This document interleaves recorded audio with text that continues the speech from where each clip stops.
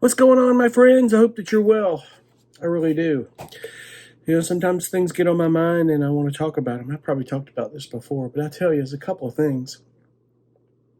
If you're starting out as a new composer, for film and TV especially, there's a lot to be said for having either too many VSTs or too many plugins or just not using the resources that you have more efficiently.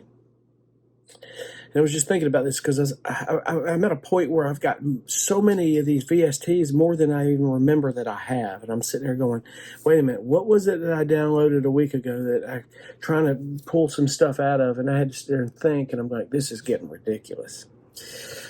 And the one thing that it's pulling me to do is to start getting better at what I have and start using what I have, because it gets a little ridiculous when you start buying VSTs and things that it gets way beyond practical. Even though I have an arsenal of stuff, and I've got to sit down and map out and make a list of everything I have for each genre and what I use it for, because if I don't, I'm going to lose it, or it's going to be sitting there and I could have been using it all this time. And that's happened. It's happened to one thing, I tell you, it has. But I think it's also making me realize that I've got to pick up my guitar more. I've been doing a lot of type of music that has not been focused on guitar, even though I picked up and put guitar into some of it. And my point here is, if you're wondering you need that certain VST or certain plug-in, start thinking about what you have. It's amazing the access that we have to samples and stuff that cost you nothing, or even if it costs you $10 a month with Splice or Loop Cloud, Loop Masters, or some other company. You can do stuff with those samples and those loops to create your own transition effects, your own risers, your own elements. One thing in particular, and Dave Croft talks about this a lot, I love Omnisphere. I call Omnisphere my Swiss Army tool, and it's amazing. But the thing is it's going to be as good as you make it, or the tool is going to be as good as, what is a better way of putting this? It's going to work as well as you use it, so to speak. If you're going to make it your Swiss Army tool, you need to do more with it. And I have got to sit down and do better at trying to create more in Omnisphere than just using presets. There's a massive amount of samples in there that I even scratched the surface on that you have access to in Omnisphere, thousands of them, that you can create your own stuff with. You can import things. And I've done that. I've imported percussion and lots of elements. I've done some really cool stuff, but I've got to look at what I have and how I could probably do a lot more with than buying the latest and greatest. Now, don't get me wrong here. There are VSTs I've gotten that have gotten me through some amazing things. I'll tell you one of the best examples is it's a company called Fluffy Audio that made the Spaghetti Western, and there was some stuff in there in that library. It was so worth buying. I had to do a brief last year of some Spaghetti Western type tension that wasn't like dark tension, but it was tension and music that you'd see in maybe old Western movies that has that flavor with certain other tension that can be used hybridly. It's kind of hard to explain. I don't remember the brief word for word, but that thing got me through so well with instruments that I didn't have in my hand that I could use. And some of them, just the sound and the vibe and what it captured was incredible. And I was able to layer that in with what I was consistently doing. So I'd pick up my guitar and I'd go, what the drums sound spot on what I needed. There was harmonica, there was violin, there was banjo, there was mandolin, there was certain whistles and washboards, and there's all kinds of stuff. All the instruments that go along with that genre. And excuse me, things like that. I get it. They work and they really help fill the gap and the void. Sometimes it's almost impossible to have every instrument on hand, and sometimes it's not a genre you do, and don't buy an instrument for a genre you don't do. However, sometimes the VSTs, if they're produced well enough and the samples are there, the realism is there to a certain degree. Sometimes it's worth having that in your computer to be able to have that element to add in with something else. For instance, there's a lot of VSTs and elements and things that added intention music I thought I never would. And that helps. It helps a lot. It really does. So think about that. I mean, currently, as I record this video, I'm a Logic Pro user. I still use Reason. I use Reason Rack in here and a lot of Reason stuff that I love. But I'm a huge Native Instruments. I love that. Spitfire, you name it, Heaviosity. I use a lot of that stuff, I'm not going to tell you I don't. I use it massively. And there's certain libraries that are my go-to. The Damage series stuff is just so cool. And I've even noticed that Damage 1 has a lot of stuff that is different from Damage 2. And a lot of people say, well, it's the same thing, it's just a newer interface. Yes and no. Because I've picked through some stuff with Damage 1, the original Damage, that I'm not hearing in 2, that maybe it's in how you dial it in, but I'm able to use both. So it's not obsolete. But I love that stuff, but it really helps.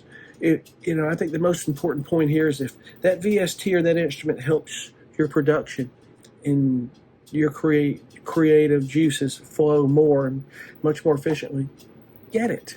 Do it. Don't not get it, but don't just buy it to buy it because someone else has it, and I've been guilty of that a few times. I will say I've been very guilty of that. But, other than that, I'm just trying to get a lot of music done for the year. I mentioned in the last video that I'm self-contracting a building of a house. It's taking a lot of time and things going on, and it may kind of fracture the amount of tracks I get done this year and some things I'm doing, but it's a marathon. It's not a race. It's not, how many we're doing. It's what we're doing, even though it is a volume business. I don't know if I've talked about, I have so much on me this year and I've got to be here. I'm tied to home. I can't make my production music conference this year. I really wanted to go. This will be the first year since 2016 that I haven't gone. However, I am doing it virtual.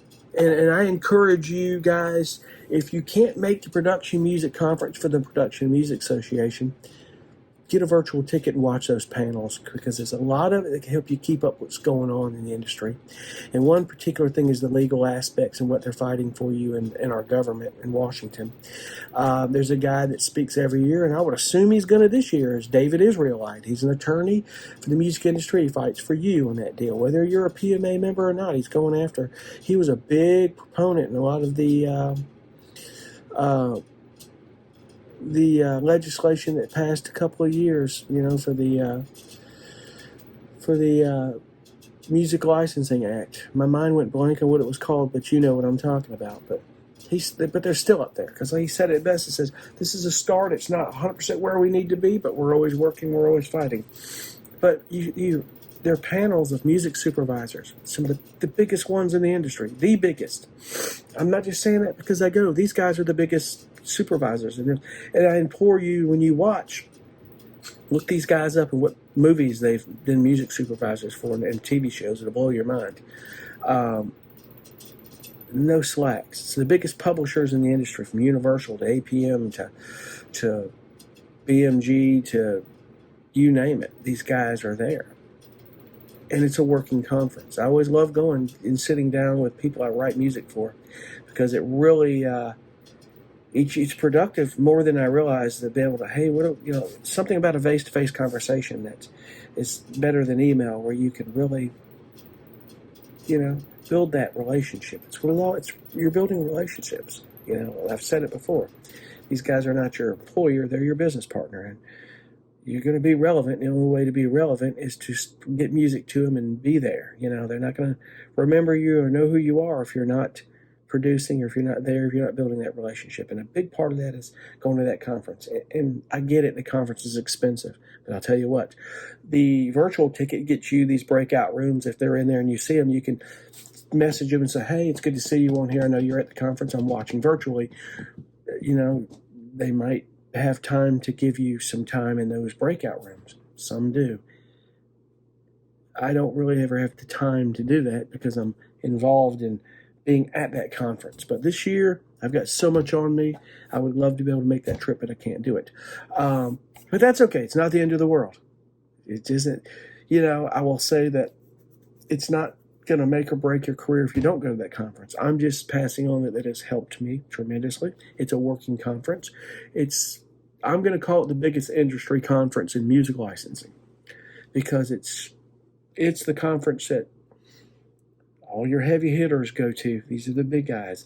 If you're thinking about choosing whether you want to go to a BMI or an ASCAP conference and go to the Production Music Association's Production Music Conference every year, I would advise you to go to the PMC every year in Los Angeles.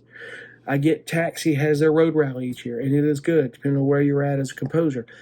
It's not as much of a working conference as building relationships as the PMC, but you do meet the people there that you can collaborate with. And what's so wonderful about the Taxi Road Rally, and I've never been to it, I don't know 100%, but I've always heard it's the education factor of it. It's amazing.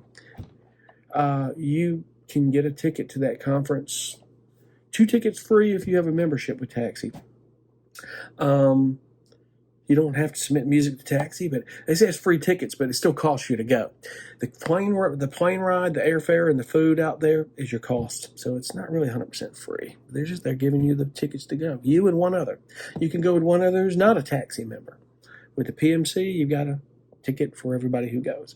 But be it that it may, I don't knock Taxi. I've made an executive decision that I'm probably today's renewal day. In fact, they send me this stuff in the mail. They're like, you got to renew it. It's $149.99. Don't miss out. You got hours. They keep emailing me. And I'm like, I get it. But you know something? I don't have the capacity right now to be able to do this and do what I'm doing. Most of all my success has been, finding libraries on my own. I've passed on resources. There's directories. Talking to other composers, collaborating, gets you to these libraries. And it's up to you to figure out if that library is a fit for you. If you can produce music for them, get on it, build that relationship. You can do it on your own. Taxi's not the only way. Taxi is not a bad company. I'm not knocking Taxi. I think they're incredible. I think Michael Lasko, his passion for educating people in this industry, and he has a business to run, I get it, but if he didn't care, he wouldn't be on once or twice a week on YouTube spending an hour or more talking. And you should follow that channel, whether you're a member or not. Follow it, because you're going to learn a lot. There's a lot of people giving great insight on so many ends of sync licensing, and it has helped me. Like I say, I'm not the be all end all, but I pass on what's helped me. But my point of this video is, so I can digress and move forward here, is don't get out of hand with these VSTs and think that you have to have every one of these VSTs to do something. All it's going to depend on what kind of composer you are. If you're a composer that plays your guitar mostly and your bass and you're doing drum work, some you need, some you don't. It also depends on what genres of music that you're doing. And with production music, your tools are very important, but you have to think about how you use those tools and what your tools are. And that's just my perspective on it, folks, and I hope it works for you. Something else comes to mind, something else cool comes along, I'm going to cut you in. And I'm going to do the best I can to try to pass on what's worked for me. If you have any great insight on this, anything I can learn from, chime in down below. All I ask is don't be negative, be productive, because we're all in this together. I hope that helps. And we'll see you on the next video, and I thank you so much for watching. Be cool. Bye.